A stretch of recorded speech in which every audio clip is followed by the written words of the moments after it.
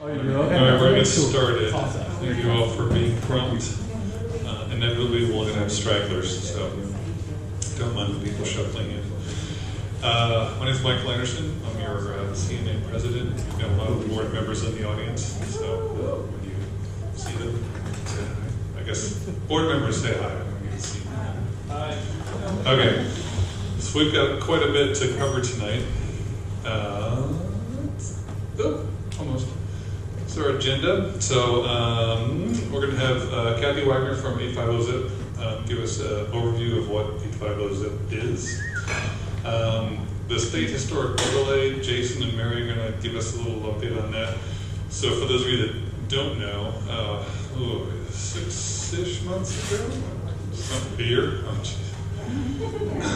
About a year ago, State Historic, so there's a state and a city, I don't want to steal your thunder, but essentially there's two overlays, so they're going to talk about it and what it would do for some of us, not all of us, but some of us, in relation to taxes and things like that. So, and then Rebecca's here to talk about light rail. John's here with 16th and Palm Storage, so if you didn't know, there actually is a storage unit going up at 16th Street and, is that right? 16th Street and Palm? Yeah, that's right. And then last but not least, I'll go over the FY20 budget and give an opportunity for all the members to vote yea or nay on it. There might be some questions about that, I'm happy to answer those. So, without further ado, Kathy, you are up. Well, thank you. Did you want this? Yes. Can you hear me okay? It's good to have Perfect. All right, so I won't use Yes. microphone. Oh, one microphone.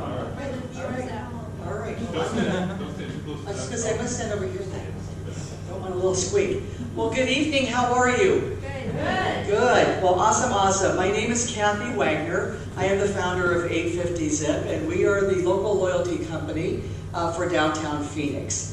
We have been in existence since 2016. We have over 150 businesses already signed up with us, and this year we will eclipse our first 1,000 members. So we're here tonight for two reasons. One, I love Coronado, and if I lived in a house, I live in a high-rise, I live right in Midtown at the Regency on Central, lived in the downtown area for the last 20 years.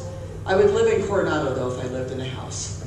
I've always found this to be such a great community and the vibe, and it's just this sense of, I don't know, family here that I really dig. And so I just want you to know that. That's just why I'm here. I want you to be a part of our family with the 850-ZIP company. So 850-ZIP, we're one of the few B corporations in the state of Arizona. There's actually less than a dozen of us. A B Corp means we have a triple bottom line. We're into people, we're into the planet, and we're into the profit. But the profits that we get is we give that all back to the community. 850-ZIP is not how I make my living. 850-ZIP is how I do my giving. I wanted to create a legacy program that would give back to my community while I'm still living. Now, I'm not a billionaire or a millionaire. I'm just somebody who really loves downtown Phoenix. I'm a big advocate for locally owned businesses, and I want people to feel connected when they come to this amazing place that we call home and say, I can't imagine myself living anywhere else but living in Phoenix. So that was my vision as a business strategist, and it's working. But it only works when we have thousands of people who want to be a part, and you'll see how it kind of funds itself. We give back to these two local nonprofits, which I think are two of the best local nonprofits out there. Both of these companies, Keep Phoenix Beautiful and Arizona Animal Welfare League, SPCA, have both been in business for 35 years. So the fact that they brought us on as a partner is an honor. Okay, if you haven't seen Eddie, he is my child. Notice it's E-D-D-E-Y. Eddie is our mobile activator. He's a 1976 a Volkswagen bus. And my name is spelled with an E-Y because my parents couldn't decide if my name should be Katie or Kathy. So the E came in. His name is Eddie because we bought him from a police officer in Mesa. And he and his wife had to sell the bus in order to make room for their new addition, AKA the baby. So I said to him, Eddie will be my boy, and he'll take on your names. His name is Eddie Fire, and he's a police officer in Mesa. So Eddie is where you'll see us, except in the summer, because Eddie doesn't have any air conditioning. So it gets a little hot. But the other part about it is we just moved our office down on Roosevelt, and we are in the first studio. So we're super excited to be at that space too. So everything we do is about local, local, local. I put some of the businesses that are up there. We want 80% of the time, the decision that you make when you go out to eat, or you buy something, or you look to use a professional service, that you look to use somebody who's actually chartered in Arizona as an LLC, as a partner, as a sole proprietor, or even as a corporation. That you really look behind, if you will, that emblem, that icon, and say, am I helping a family? Because we only represent those businesses that are local and independently owned. So we're not into large conglomerates of any sort. Our job is to give a voice to those smaller one-stop shops or maybe two-stop shop businesses. So this is just a little peppering of those that are there. As I mentioned earlier, we have just over 150 already businesses with us. Businesses actually join for free. We don't ask the businesses to pay anything to be a part of 850 Zip. What we ask them to be is community-minded or build community within their business, and then to provide a unique discount, aka loyalty reward, for our community members when they come in to do business with them. So we do more than just promote locally owned businesses. We build a sense of community with the folks that come to us. And we do that through a myriad of things. You'll see us alongside the road picking up trash. You'll see us doing annual shred events. You'll see us doing Small Business Saturday. We were with Mike down on Miracle Mile, and we were picking up the trash there and doing the cleanup before they did the rededication of the arch. So we really want people not just to be existing in the communities, but be a part of the fabric, the grassroots efforts. So this is some of the fun we have. The top corner is where we raise money for a nonprofit. That night we raised $5,000 for an ugly sweater contest. And we gave all that money to Hope's Crossing, which is a pretty cool deal. If you don't know about Hope's Crossing, it's a wonderful organization. Small Business Saturday is the thing that's really been a big thing for us. It's a part of what American Express has done for about 10 years now, but we brought it to the local level, and we blocked the streets down at Portland Park, and last year we had our first annual Golden Membership. And Sheila, who lives here in Coronado, was the winner of this Golden Membership. And she got a year of performing arts tickets. Every month she goes to some performing art venue that's locally owned here in the city, and she gets to get enculturated on the dime, if you will, of 850 Zip. And she came down to be a part of Small Business Saturday, so put that date on your calendar, put a big gold circle around it, be your chance to win that. We also do an annual Shred and Recycle event, and then we do many walks. We did the AIDS walk, we've done the walk to save animals, we've done the walk for kids, and I'm trying to remember, there was a couple of other, but we just get people together who maybe normally wouldn't have a team. We form a team with them, and we raise a lot of money. Last year, we gave over $10,000 to our 2 nonprofit partners. So you'll see us in many ways. We were at the Coronado Home Tour. We want to be a part of not only, if you will, your lives, but the community in which you're trying to build here. So 850 Zip wants to support those kind of events. You'll see us in the light parade. Eddie's all dressed up, and you'll see us in bumblebee outfits. We go to the Noche en Blanco. Anything that we can create that people go, oh, I'd love to go to that. We create it, and then we invite people to join it. So we pay for it, and they come and they join us. And then what happens is the first year we did that, we had 1 table, and last year we ended up having 3 tables.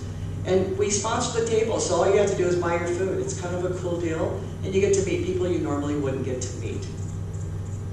So, because we do what we do, we were recognized last year as Best of the World overall because of our way of giving back to the community and our unique business model. How do you become a part of 850 STEP? As a community member, you just pay $20 a year. We take that $20 and we put that into the marketing that we do for locally owned businesses, and we give money back to our nonprofits. And it's just a big circle, an inner circle of giving. You get access to those loyalty rewards because you will have a member chip. And it's kind of funny, I left my member chip in my purse, but I'll show it to you. But it looks exactly like this. It's a poker chip. And you put it in your pocket or in your purse, or you can put it visually on your phone as well. And you take that into those local businesses, and they will give you whatever that loyalty reward is for their business. If you have a business, you go, oh my gosh, I really wish such and such place was there. You can recruit them as a community member, and we actually reward you with a gift certificate when they join. So our whole thing is about, we want those things that are special to all of us who live here, that when people come to experience Phoenix, they go, you know what, I know why Phoenix is unique. One is built of all these little tiny neighborhoods. And the other part is that people are really connected there. And you can immediately feel a part of something, even when you just moved in or you're just visiting. So I hope you take a chance and join us. We would love to have you a part of the herd, as we call it. You have a coupon, imagine that, in your information. If you didn't get one, there's more at the back. But if you use the code PRIDE, because it is Pride Month, we're going to give you $10 off your first year. So it's one of those things that I hope you join the bus, if you will, and join the caravan of Eddies and become a member of 850 STEP. Thank you so much.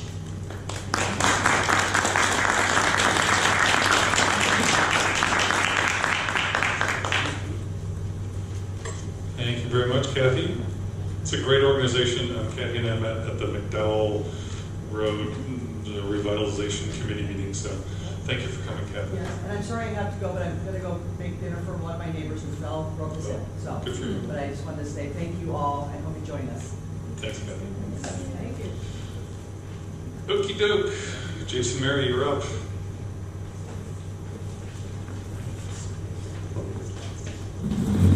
Hi, I'm Mary Nisigatis, And I'm Jason Edebo.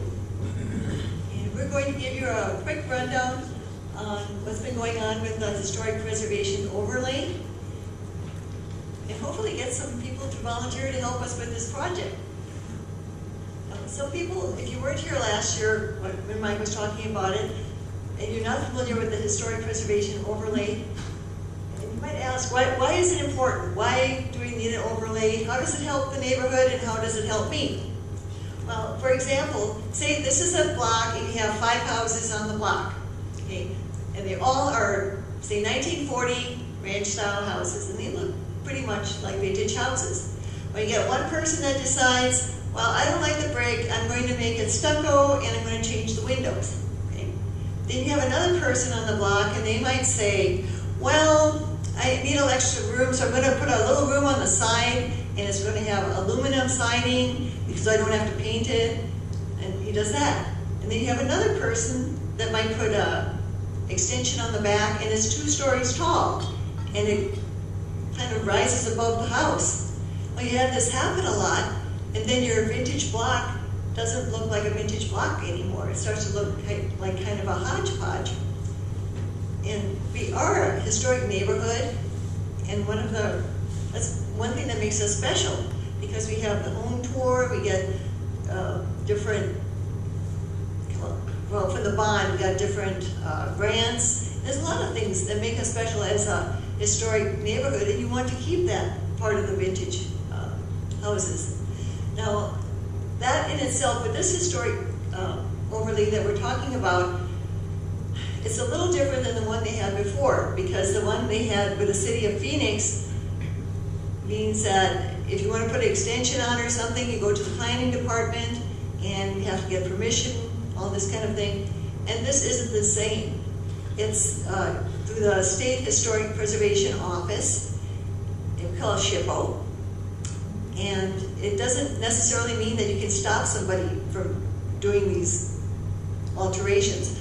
However, if you have a house that's contributing, which means that it still has this vintage look, you can get a tax write-off, which well, hey, have you seen what's happened to the price of houses in Coronado in the last few years since ever since the recession? And so has the taxes gone up. I know mine have doubled in the last few years. So this is a kind of a leverage. It doesn't necessarily mean that you can stop somebody from doing it, but when you have this leverage, then maybe somebody will think twice before they put stucco over the brick and think, well, I could live with the brick, maybe I'll just leave it and get my tax write-off the next 15 years. Or somebody might, instead of putting the high extension in the back, maybe have an extension that goes with the roof line.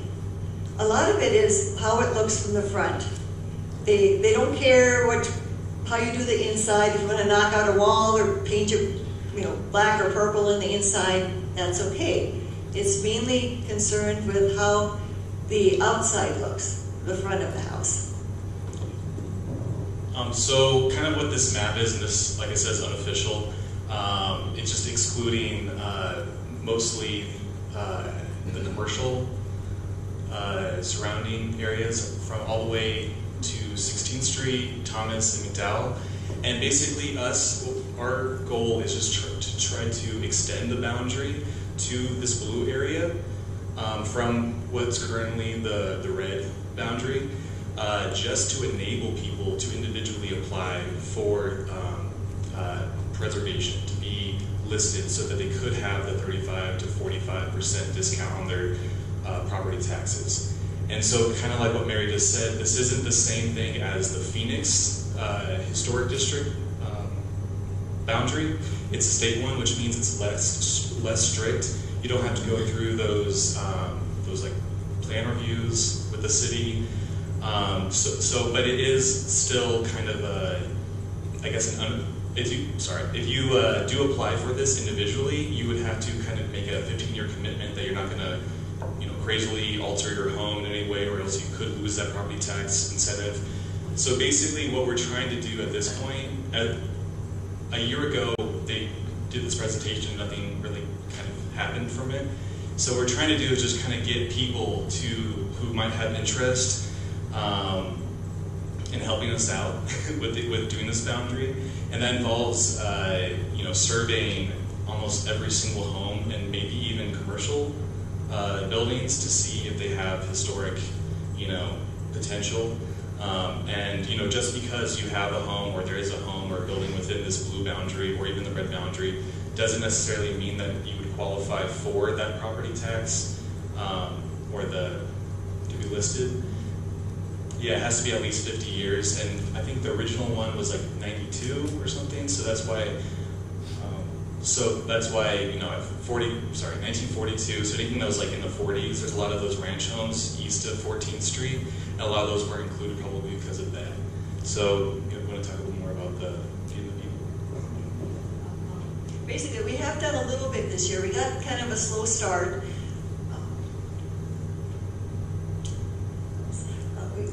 We did meet a few times, and then we thought, well, before we get people out there trying to do these surveys, we'll try it ourselves, see what it's like.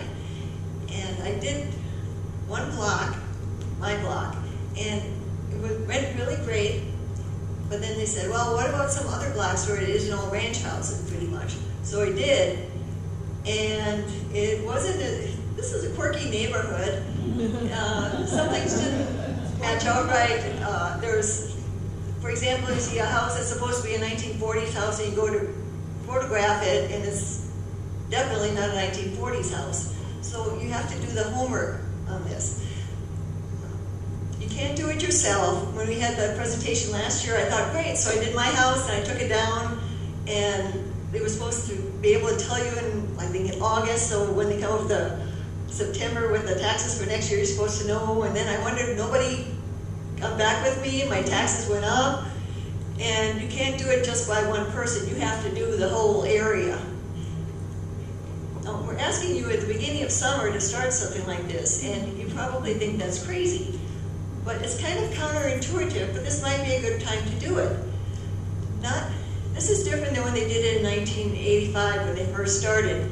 At that time you had to do all the legwork, this kind of thing. Now you can do a lot on computer. For example, you can get information from the county assessor's office, the county recorder's office, and you don't have to leave your house. Okay. Another thing is the Burton Bar Library has the Arizona Room, which is a wealth of information. And you could go down there for a couple hours and get a lot of information. He has some ideas too of ways this can be streamlined. So I've made this map. I do have experience in GIS and map making. So if anyone has any kind of certain skills or resources, I've lived here for less than a year. So if anyone has even has lived here for a long time, is familiar with certain houses that maybe have additions or that kind of stuff, we're basically just trying to look for as many volunteers or people who are interested in extending this boundary. And this isn't just beneficial for the people living in what will be the blue, but it's also beneficial for the entire neighborhood because you're trying to help inch towards preservation, and also kind of going back to people who've lived here for a long time. And since housing prices have gone up and property taxes have gone up, this can really help people who've lived here for a long time who didn't necessarily ask for all of this value to increase. And we do have a sign-up sheet right at the front. If you are interested, our emails are right here. Feel free to email us. Is there anything else you want to add? I got a question too. Oh, sorry. Does the preservation apply also to houses that are doing it in a modern way, like the Bill Ferris? Like, for example, we have the new one on Hubble between 14 and 15, where they kept the That one that's under contract right now? I believe Or, so. Yeah. so, I mean, what is considered, that will still be a part of the boundary, but we can't say, we're not part of the application process. They'd have to apply individually, but usually, Yes. Okay. We don't have all the answers yet. And there's a way of putting additions on. Some work, some don't. If it goes with the roof line, like I say, it's mainly what's in front. Just because you add something on doesn't mean that it, well, I was thinking I'm thinking of one at Oak. I think some of you know which one I mean, the one at Oak and 12, 15, 13, not 15, like 12, 13. Where it looks like a brick bungalow in the front, but in the backyard it has it extended and it has a lot of glass, and they did a really good job of it. So I mean, it doesn't have to look like it's in a time warp, if you mean that. Go ahead.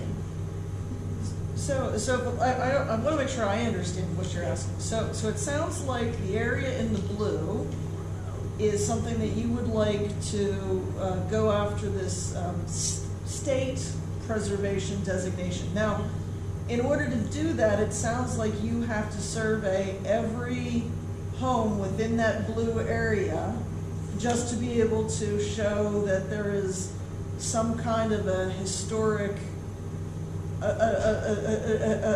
something worth saving. And not everyone will be historic, but you need to show that there, enough of them are historic to make sure to be able to justify this blue, right? And so what you guys need is people who will take some time. It's almost like genealogy, right? So do a little bit of research and figure out whether or not there are houses within that blue that are kind of not been torn down and not been like painted green or anything like that. So and then if that's the case, if you do get all of that done, it sounds like you're going to submit all of your research, and that either the state will say yes or no, and that if the state says yes, then it's the responsibility of any of the homes within there. Then if they want to pursue to be able to get the tax benefit, it's on them. But they can't get it without you doing this work, or without the group doing this work. So just by doing it, people aren't putting any limitations on what they can do with their house, or tear it down, or paint it green, or do whatever. But you're just opening up the opportunity for those within that district who have some kind of a historic home, so that they could get that tax thing. And right now, they're not even able to get it. That's right. Yes, you perfectly summarized everything we're trying to say. One thing I might want to add to is when we do this other area, you have to do everything. If it's historic or not. If it's not historic, you have to still do your homework, be a history detective, so to say, and say why it is not. If it's too old, if it's altered, you still have to go through all these properties. Is there a reason why you want to do all that huge blue section? Could you do half the blue section if you got, if you started from the bottom up? How many do you need in order to extend that percentage? I don't even know if there is a set number. I think we just have to have it documented. How many are in the Coronado that are currently in the state historic overlay? See, Eric went through that last year. I don't have the figures. They were looking at mainly 14th to 16th Street, but there's some others that would qualify, and actually some that didn't qualify in the red area that weren't old enough when they did it years ago might qualify too.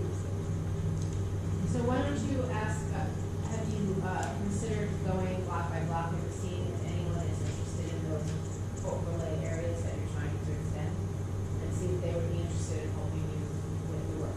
Because you're right, it's gonna be a lot easier. I did it, I actually went for a different thing, but it was a little more expensive, but I had to hand do, right, historic merit, the style of home, what year, who the owners were, and all of that. But now you're right, everything's computerized, so it should be easier. So if you can find like-minded people within that zone, make them accountable to do the work, That's what we're trying to do tonight. Yeah, so this is kind of a step one.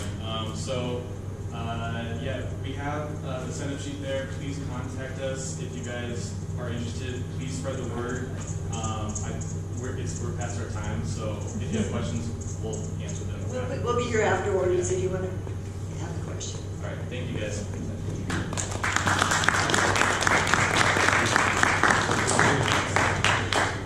Thank you. I think Rebecca. Yes.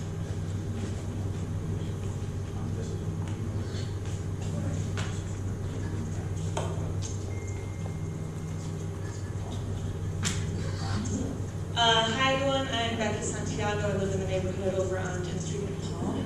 I've been here about a year and I have a master's degree from ASU in urban planning and sustainability. I don't work for Valley Metro, I work with them. I'm a consultant but more so just in general. I'm super passionate about transportation, and so I wanted to come talk to you about the anti-light rail initiative that's on the ballot this August, on the 27th. And then talk about a little bit what the repercussions of that initiative are. So, by show of hands, who takes transit ever? Okay, I mean like sometimes, at least once a month or something maybe. Got a lot of people in the room that do, so this is pretty important to a lot of us. So, about Valley Metro, their core values are to connect communities and enhance lives. They plan, build, operate, and maintain a safe regional multimodal transportation system. Last year alone, they served 16.5 million riders on the light rail. Combined with bus, that number jumps to 67 million riders. So we're reaching a lot of people, and it's really important. And one of the questions in this anti-light rail initiative, one of the pushes for it is that why don't we just enhance our bus service? And I agree that we should, but one of the things about light rail is that the exclusive guideway and the larger capacity of the light rail vehicle itself allows you to move more people. That 16.5 million is a tremendous amount given the miles to people versus the bus miles to people. And obviously with the exclusive guideway, we also have a 15-minute savings on trips compared to bus routes. Light rail is really beneficial to the community, generates a lot of jobs, 20% increase in jobs in this Central Avenue corridor since 2005. 2005 was selected because that's when they started construction of the light rail and started seeing a lot of new development in conjunction with that. Also, it brings a new affordable housing units, 2,200 along the light rail alignment as well. This is our light rail system. This was approved in 2004. Valley Metro has been working towards it ever since. The yellow is the current system, and it was starting out as 20 miles. We've had 2 extensions open since then, so now it's at 26 miles. Actually, probably 29 because Gilbert Road just opened. And then in 2021, Tempe Streetcar is expected to open. And in 2023, actually only the South Central and the Northwest are expected to, plan to open. And the 2023 for Cap I-10 West is actually still in the planning phase, so that one's going to be delayed. But obviously this is a big system, and again, this is what we currently have, and what we're planning in the super near future by 2023 transforms our light rail system into a 2-line system. So whereas we were 1 before, we now have 2, and downtown Phoenix by Cityscape will have a central hub with multiple stations around it, and really create, that space has already been activated. We've all seen how downtown has transformed, but we'll continue to enhance that vitalization of the area. So the anti-light rail initiative. A little bit before I jump into that, I also do want to touch on the history of it, of funding for light rail. In 1996 and in 2000, Tempe and Phoenix respectively passed local votes to support transit. In 2004, the county voters approved a half-cent tax for transit, and as recently as 2005, obviously Prop 104 passed and produced the T2050 transit plan.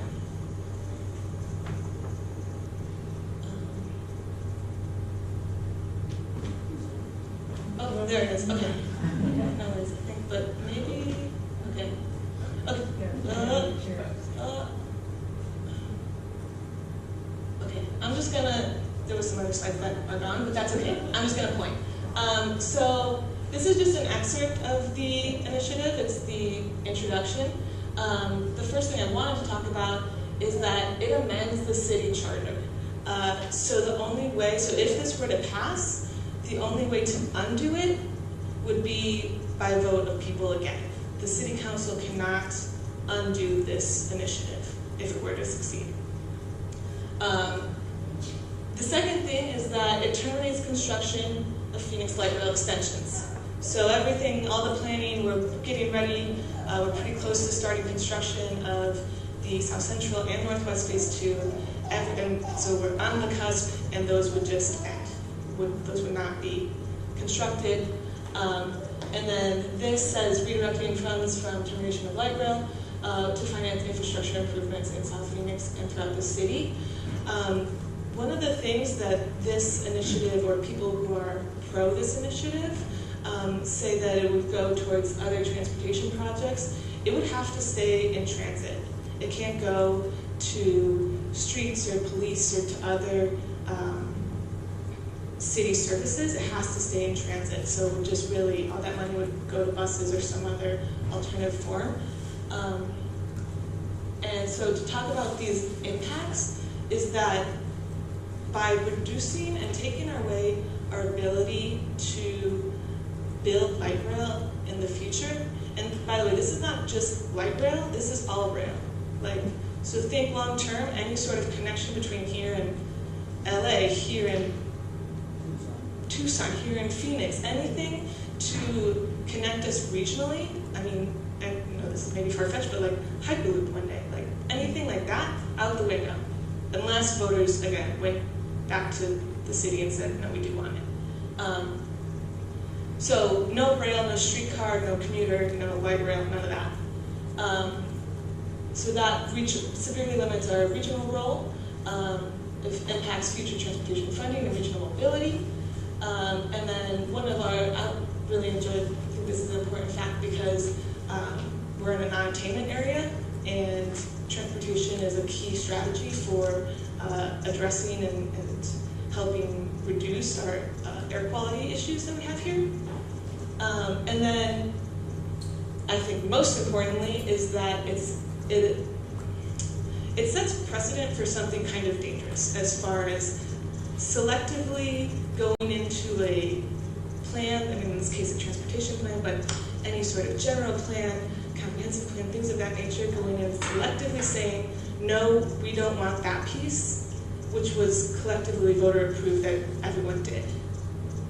So there are other ways to terminate this plan, but I think that the way that this initiative is doing it is dangerous for the community and future voting processes. And one last thing I want to touch on is about the funding for this and how funds get used. So the T2050 funds actually end up only being 20 to 25% of project costs. So projects, yes, they're upwards of hundreds of millions of dollars, but we get 75 to 80% of that from the federal government and from the regional transportation taxes. The federal government money obviously will go be invested in other cities. We're growing here. We want to be thriving. Transportation is a key element of that, and to advance that, we need those funds for these capital projects. And so I just think that it's how do I say it? It is a dangerous and it's a threat to the city, I think, that if this initiative were to pass for multiple reasons, from a voter standpoint, from an economic development standpoint, across multiple fronts. And I think for communities as well, because obviously we do connect a lot of people. So I have more information about the funding mechanisms for this. And yeah, I guess I'll take a couple of questions if there are. Who is against this? Because it sounds like the money is, if it's not going to be used on this, it has to be used for buses or something else. So it's not like the money goes someplace else. So who doesn't want the light rail, or why?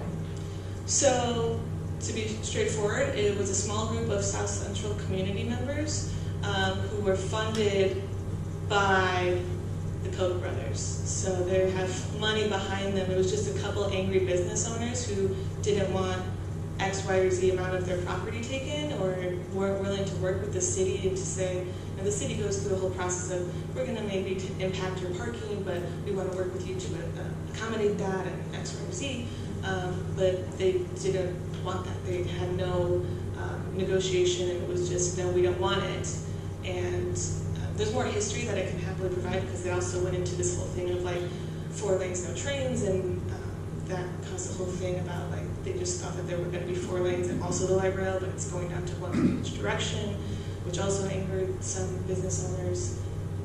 They thought that traffic was going to get worse, but it has been proven that it gets better. So it's just a lot of misled information that's being spread and supported and funded. That message is being funded by people with money. And why do the Kochs don't want light rail? I mean, I can see why the businesses wouldn't, but why are they putting so much money into it? The Koch brothers? Their business is oil, so they want to make sure this is an automobile dependency. Ah, okay, all right. What is your ask us? So the initiative is on the ballot on August 27th. A vote no for the ballot is a yes for transit.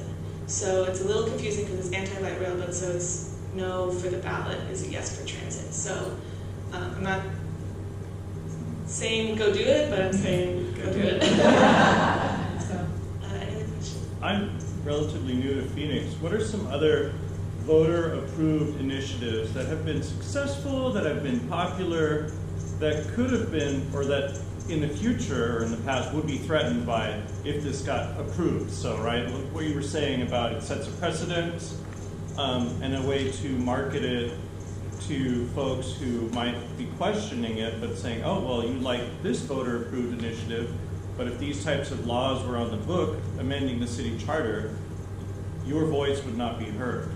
So it's like stifling the voice of the voters, kind of.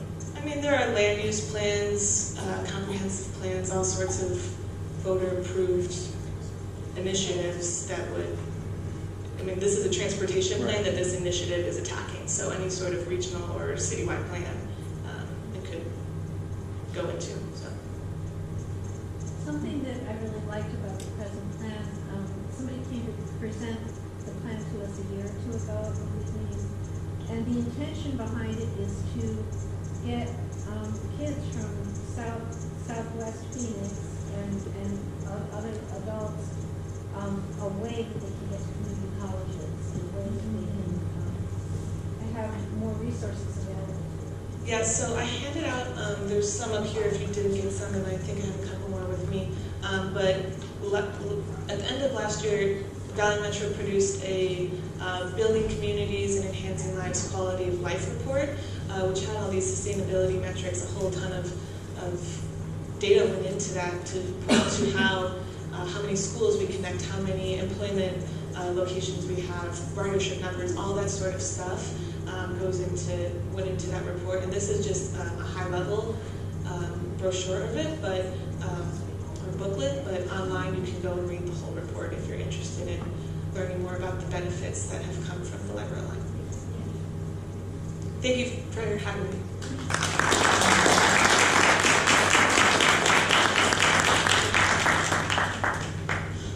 Thank you, Rebecca.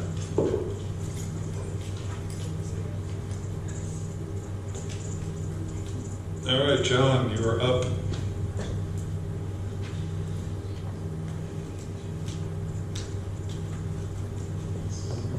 Appreciate it, thanks.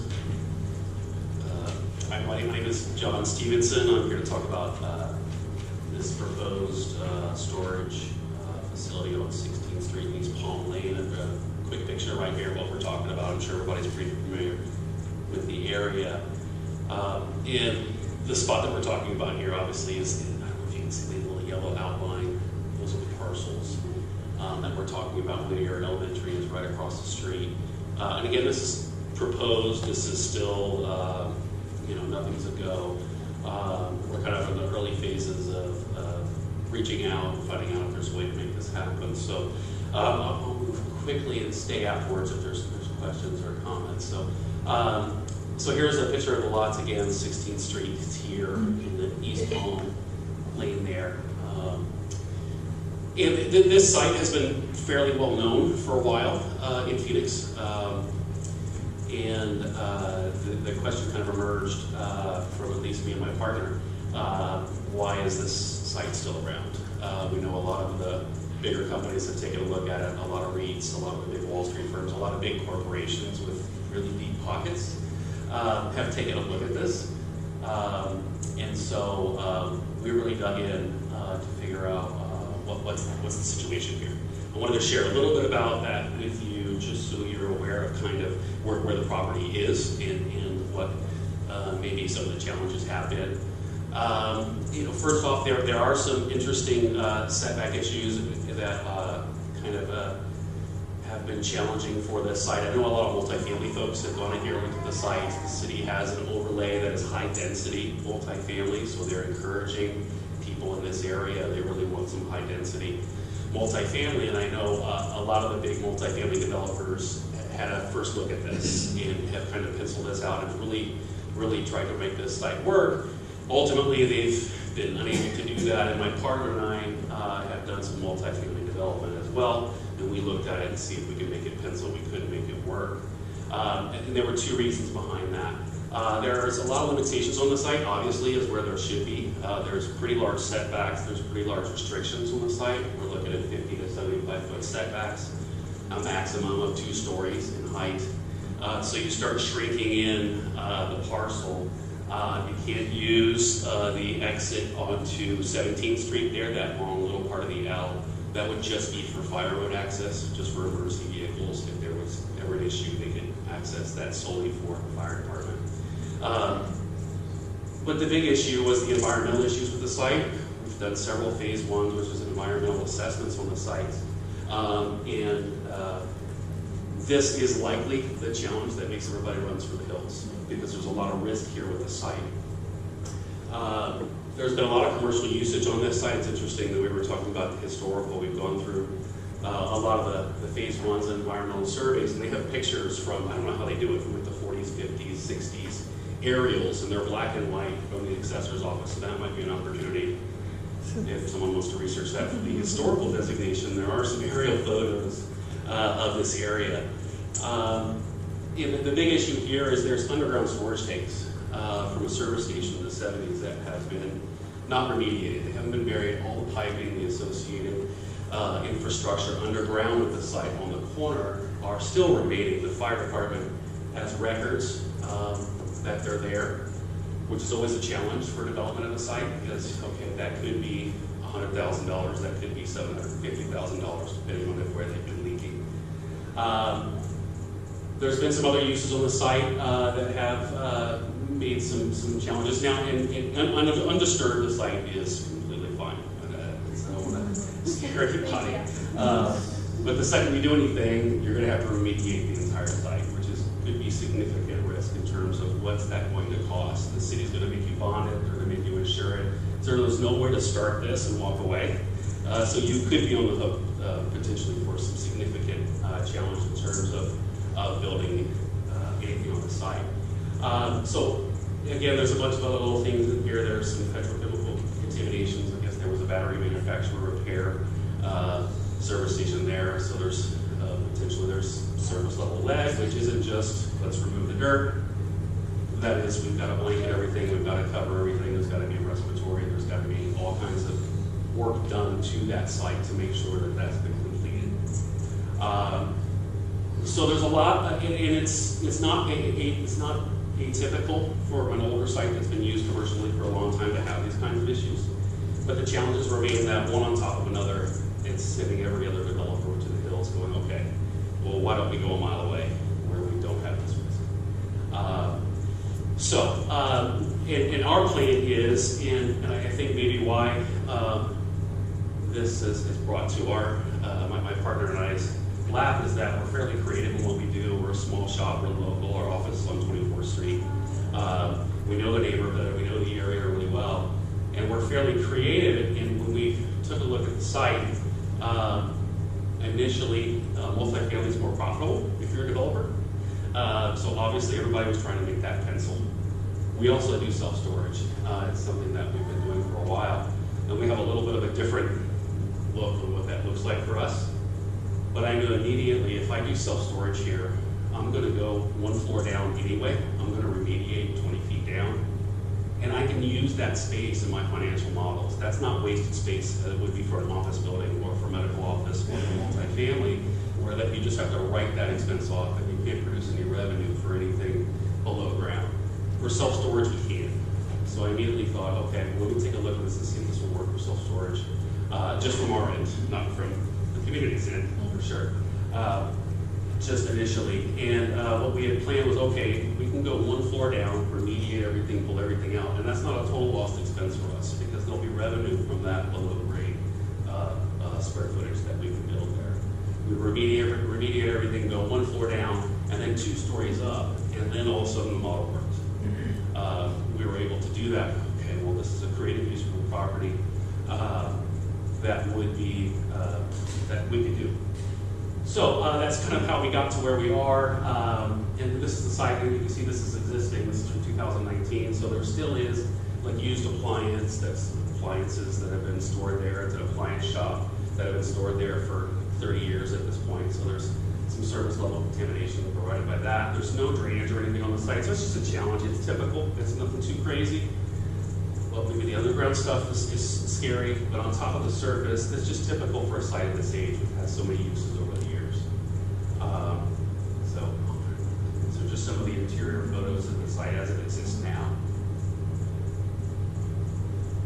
So there's some challenge there. It's kind of already being used for storage, if you say that in a creative way. And these are the current setbacks, and these are some of the things that are interesting to me and my partner both here, being local and kind of in this community. We both have school-age kids, and Whittier's right across the street. So these are the current setbacks in terms of the sidewalk is right on 16th, as you guys know, that's fairly familiar. And the city's saying, no, you're going to have 25, 50-foot setbacks. We've got to keep the kids and pedestrians safe, divided sidewalks, landscaping the whole yard. So these are just examples of what we might do, provided that they're everything works out. So this is what they mean by divided sidewalks. That's a 20-foot easement actually there. This on the site is a 25-foot easement for this site, and then 50-foot easements in setbacks.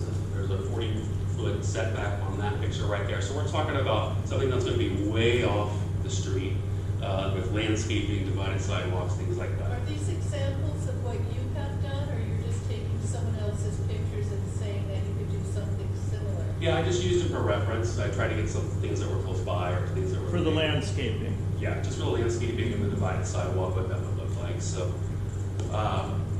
okay, so as an industry of self-storage, I'm used to people hitting me in the face with a 2x4 going, hey, everybody hates self-storage. It's not like something that we just climb out of bed and go, yay, self-storage. But I think as an industry, we do a terrible job of talking about maybe what some of the benefits are, and I'll quickly go through these. It absolutely has the lowest possible traffic load you could ever possibly have. The Institute of Traffic Engineers says it should be its own category. If you want a pressure release valve for traffic concerns, self-storage is what you want. You know, they say multifamily averages about 7 trips ins and out per unit. And they were proposing 100 units on this site. That's 700 trips a day, in and out. You count going to work, Amazon deliveries, those kind of things. Our initial traffic survey for this site would be 18 vehicles a day. So instead of 700 vehicles a day for a multifamily, if you're looking for less density of traffic, self-storage really does act as a pressure relief valve. Our facilities are highly secure. We've got cameras, motion sensors. Our hours are 8 to 6, so all of our alerts say right to our phones, hey, there's motion detection at 6:30 p.m. We know unless that's a staff member, somebody shouldn't be in there because their hours are short. So they're low density uses. They don't encourage illegal activity. When you speak to law enforcement or fire, this is certainly a relief for them as well because they're highly secure sites. They're lit, tons of cameras. Short hours. And another thing I think we've done terribly as an industry is build a really cheap aluminum box that shows lots of doors that just looks terrible. And you can really be creative in terms of what we can do design-wise on the aesthetic. Not a lot of people do that, but we wouldn't build something that's a big box. It's inexpensive space if you're running out of space in your home. We add thousands of dollars to the property tax rolls. Actually, we just got our estimate back. It's more than 70 what we'd be paying if this was a go. We don't utilize any city services compared to other asset classes, compared to medical office to multifamily. There's really no usage that we have. The police aren't there for 50 calls a night, as it would be sometimes in some big apartment complexes. We don't have kids that are going to schools. It's just not a big, heavy use. It's a low density use, but yet our property taxes will be contributing significantly more than what we would be using. A small benefit there as well.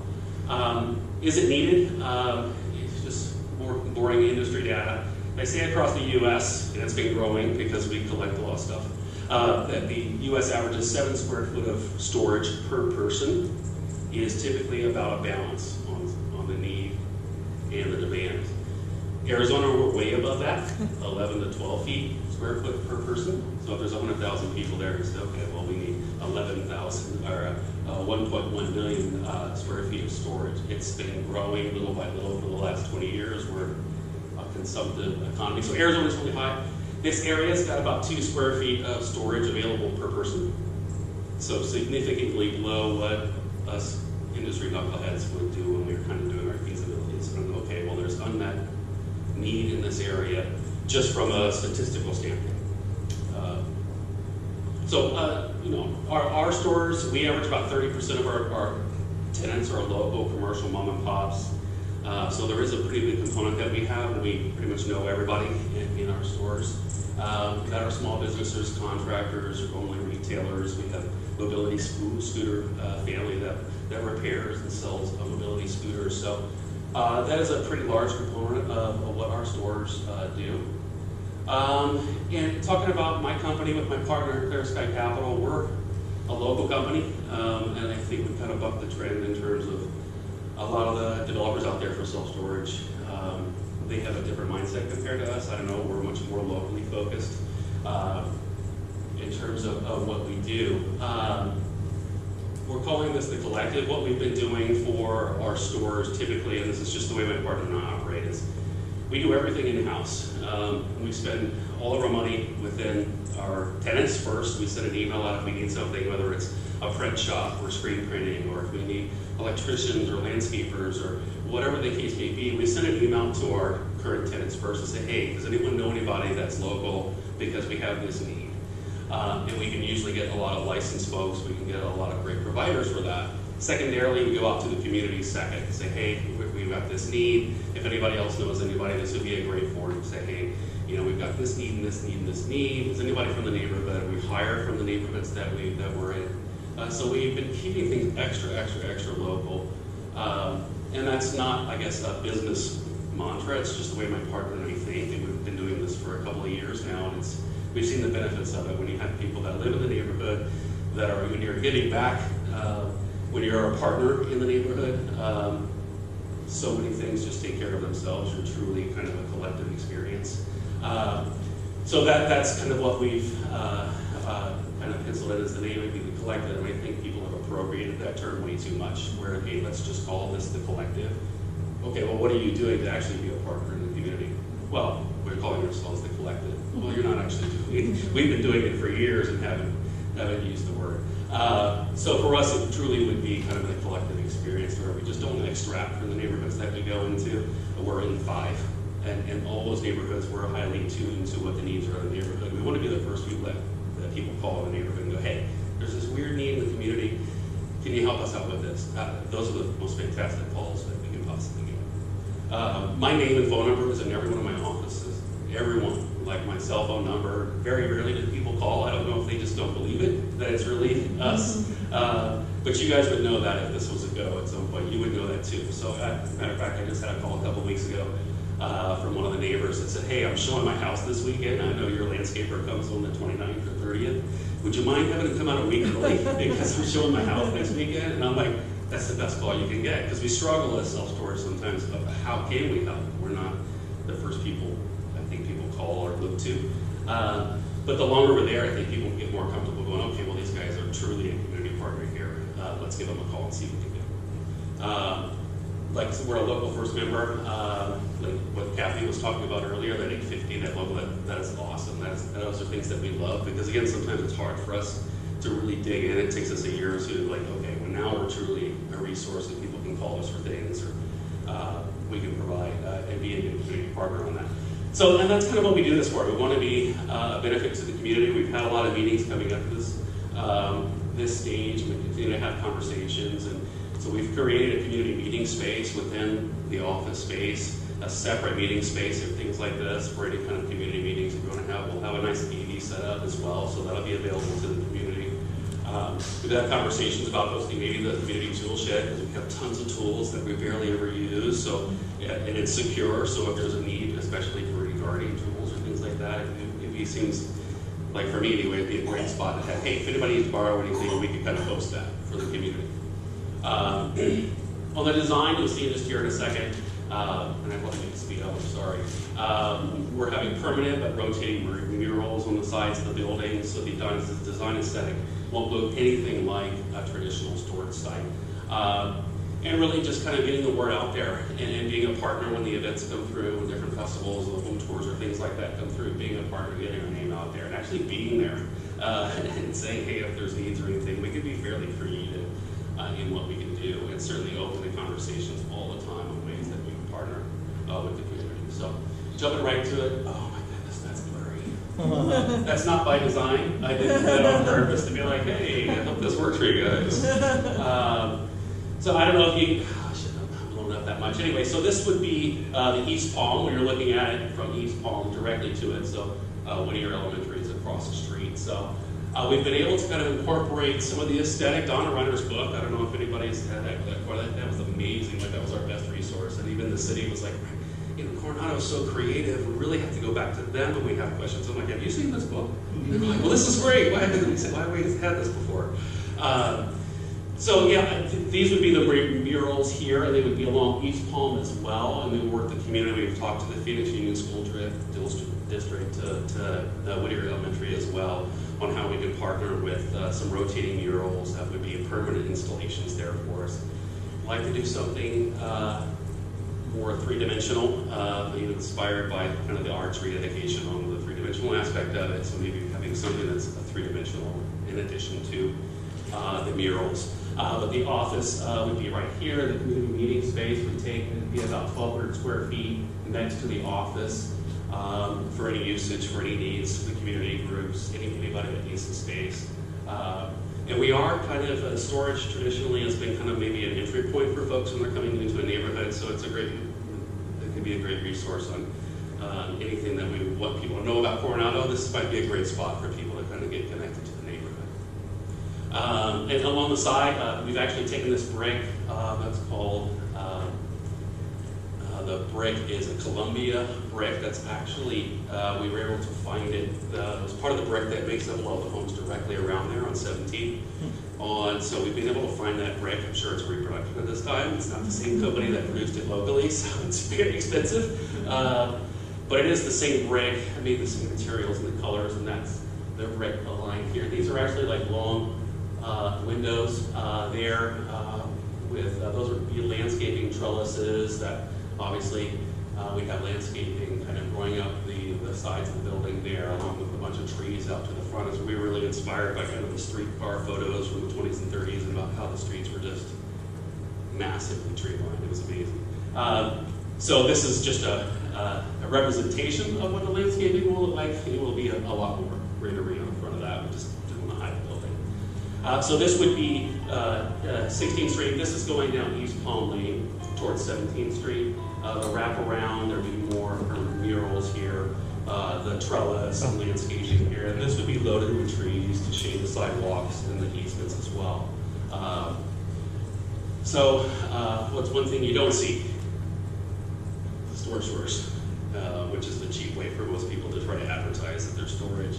Let's just show a bunch of doors. And we won't count that as signage. We'll just have big windows so you can see inside. It's really a way for people to try to advertise. We kind of take the opposite tack that we would prefer it if people are not sure what the design is.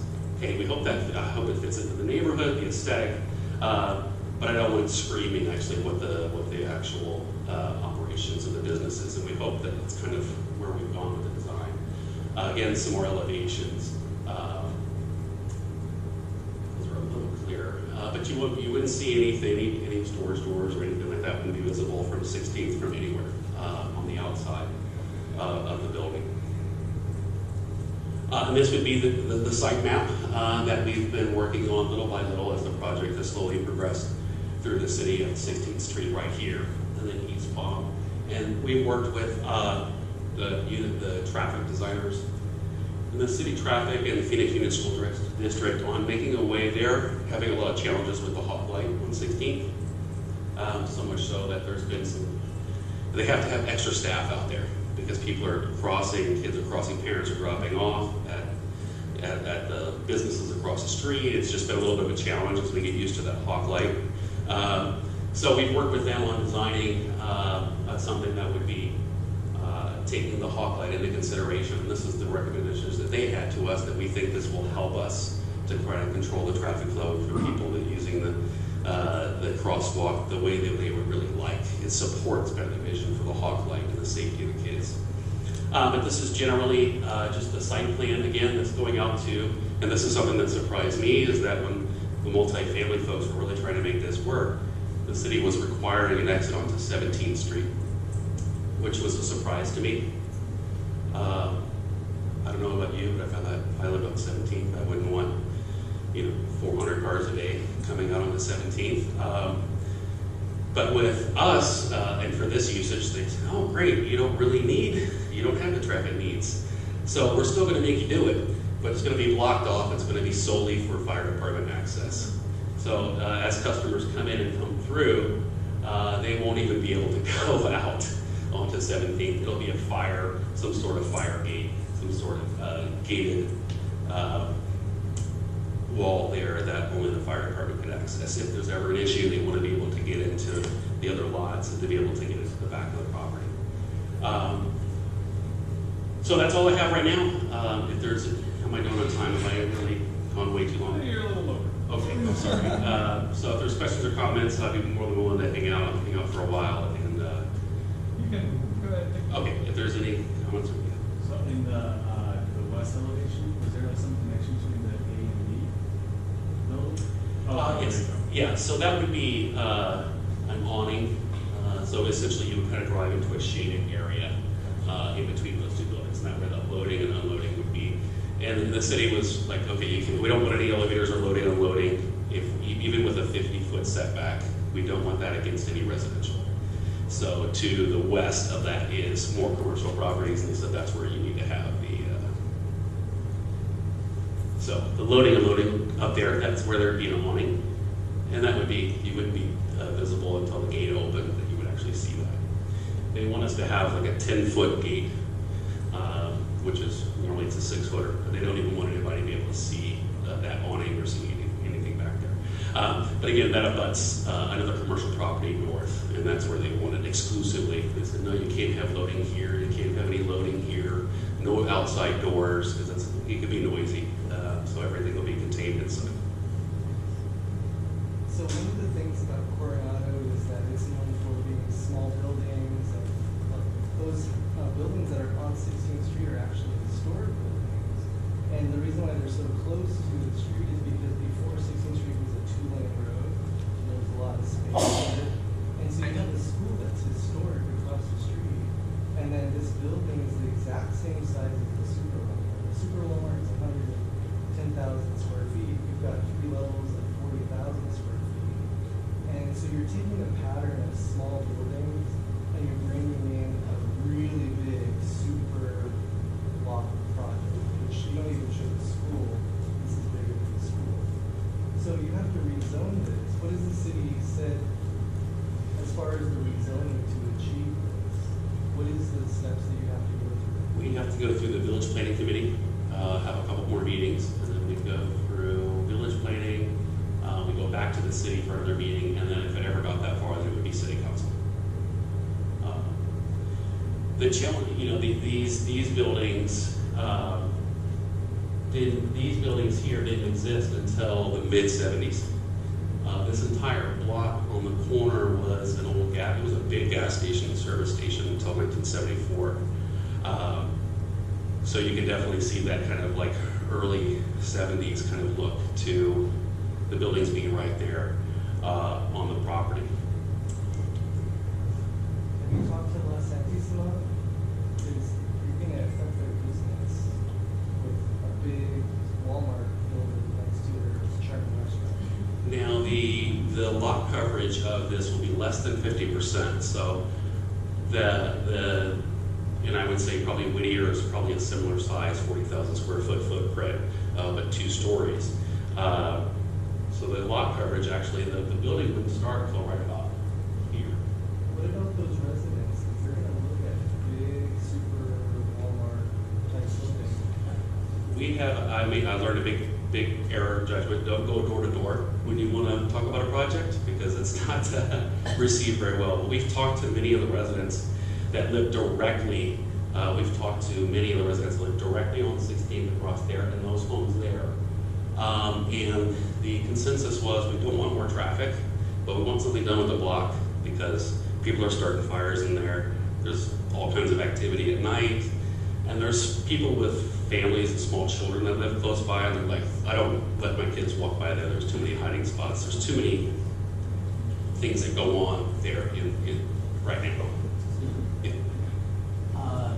It is by far not an exemplary area for the Coronado area, much less the city of Phoenix. There's at least 2 drug houses there currently, and there have been as many as 7 different locations there. So, and it does look like the pictures that you have. They're all not right on the street.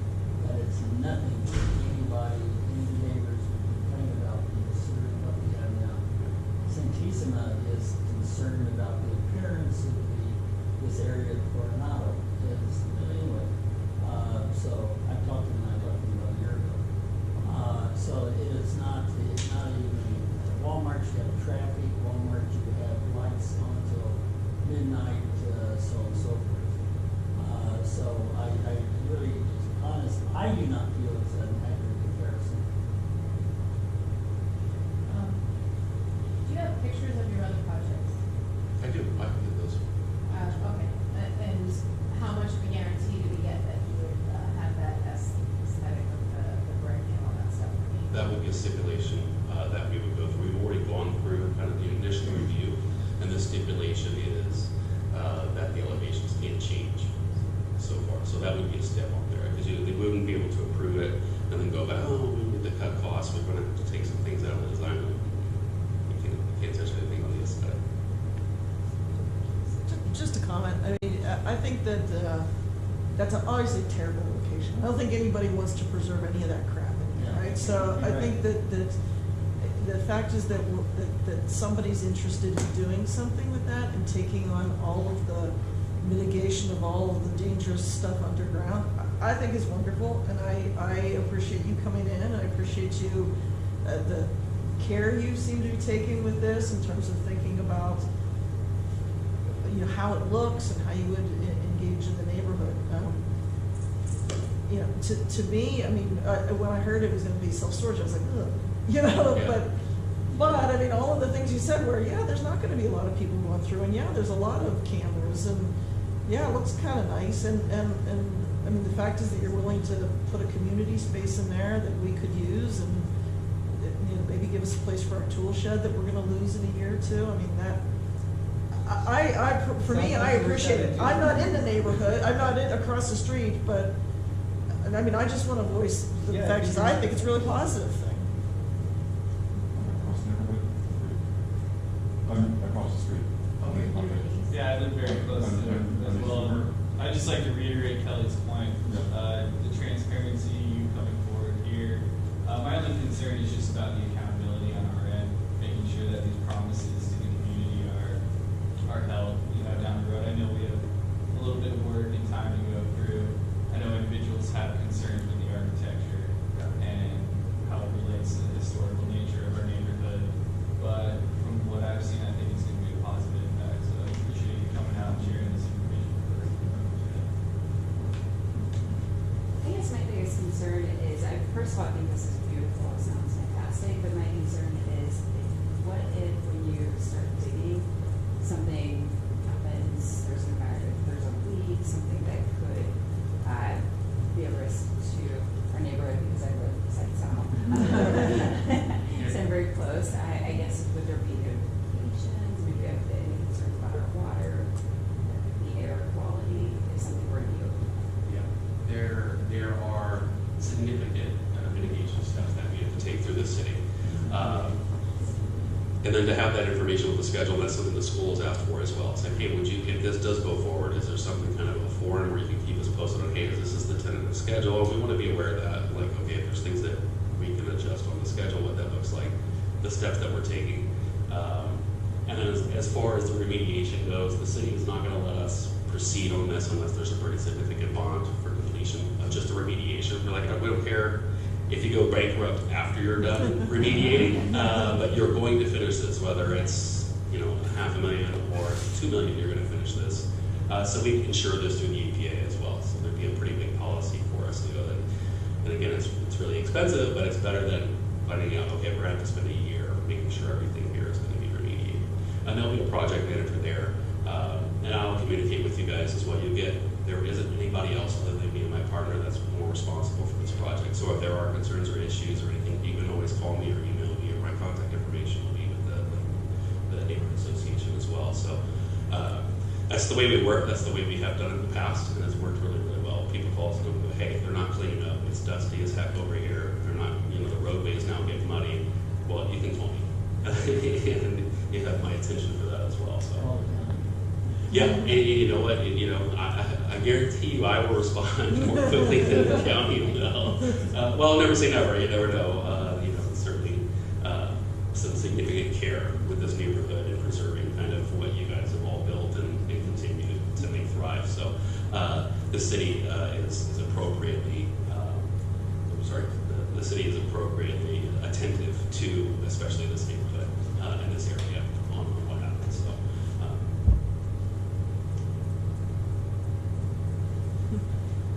I think that's it.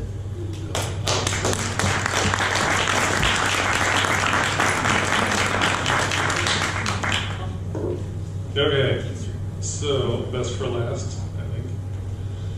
So we're gonna go through the budget real quick. We're running long, so if you need to leave, that's fine. So I won't bore you with too many details, but I'll explain what's going on here. These are the subject categories. This is the proposed budget, it's a percentage of budget, and then it carries all the way over. This is grant revenue we get, so you'll see. No, sorry, that's not the right one. Or is it? It's not on there. Oh. So things like the dispatch, sorry, I'm blocking away. Things like the dispatch you'll see are zeroed out, and that's because our dispatch is completely now funded by a block watch grant. So CNA used to have to pay about 10 grand a year, now we don't pay for that. So neat. And then you'll see that some of these have revenues assigned with them, like the home tour, membership, and then at the bottom here, that's Wayfest. So there are some things that offset the costs. So just really quickly, I want to just, because it helps my brain, based off of last year's, this number, the 22,265 for Wayfest, that's an error on my part. It's actually 16,000, not 22,000, so that changes that a little bit. For the most part, let's see.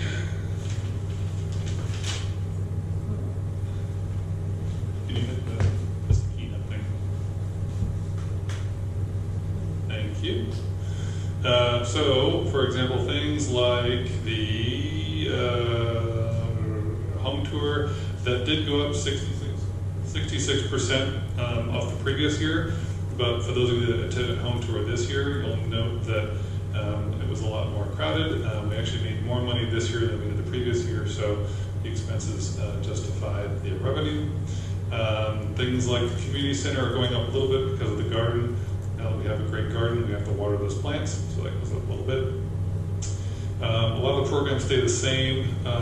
You'll notice there are 3 line items that were not part of last year's: the Caring Coalition, Kids Circus, and MAPS. So those are 3 programs that local neighborhood programs that we are granting through neighborhood funds, basically. What we're going to do this year is institute a grant program so other neighborhood organizations can apply. It'll be a very simple one-sheet thing. But this year we wanted to recognize those 3. Those are the 3 entities that did ask for funding. So Satin Caring Coalition, the Kids Circus is Jens Larson. He runs the kids circus thing through, I think, Emerson. And then MAPS, we are one of the contributing neighborhoods for the historic neighborhoods map that gets distributed through mostly resorts, but Donna Reiner asked us to fund that, so we're contributing to that as well. So I wanted to get your thoughts on that. If you have any, I'm happy to answer any questions you might have about any of those line items. What is reserve? Thank you for that. So in years past, we've run basically at a wash. So we take in as much as we spend. What we wanted to do is to start saving a little money for something that might come up. So this year we very conservatively chose 5%. Our hope next year is we can go to 7 and then to 10 and so on to basically bank that money so we do have a fund that we can draw upon should something crazy arise.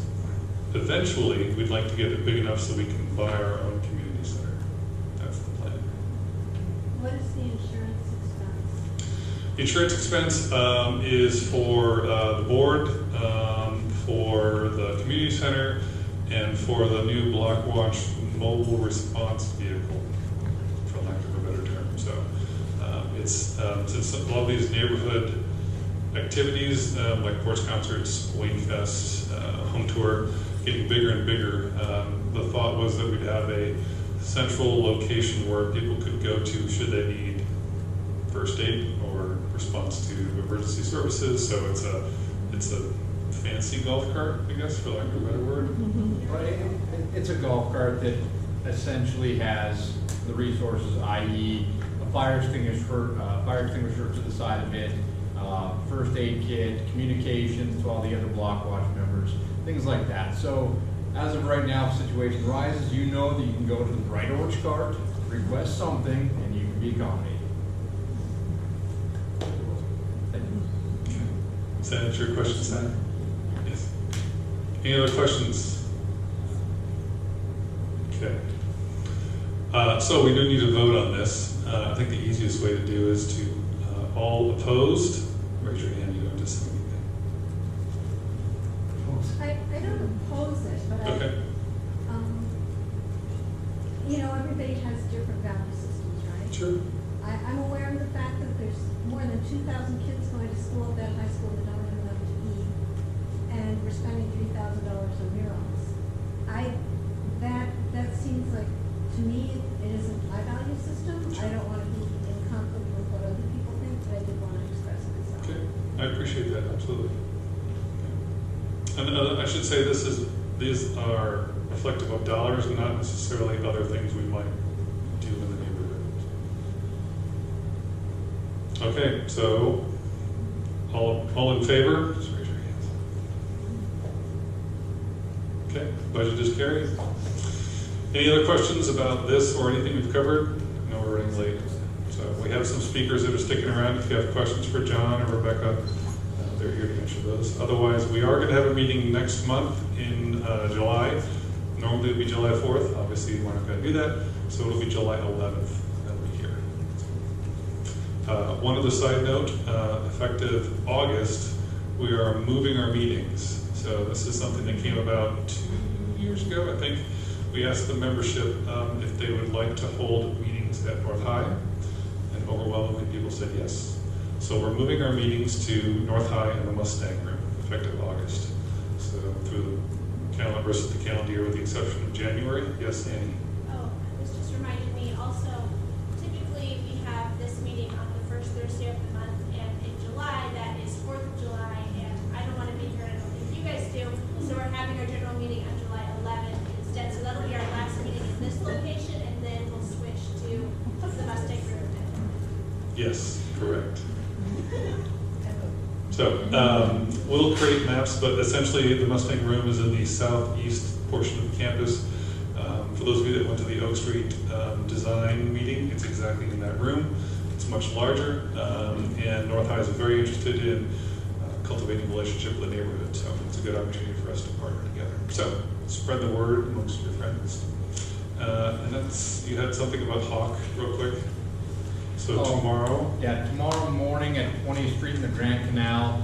I think everybody here is familiar with the Hawk, the high-intensity pedestrian crosswalks that are being installed. Tomorrow, 9 a.m. at 20th Street in the Grand Canal is the 50th Hawk the city is implementing. So if you want to show up, show your support, see it turned on and all the flashing lights and stuff, I'll be there in support of the association, not as any city capacity, but so I'll be there. If you guys want to come hang out, have fun. It'll probably last, I don't know, all 15 minutes, and then that's it. So, good. All right, thanks for doing that, James. All right, we'll see you all July 11th. Thanks so much for coming.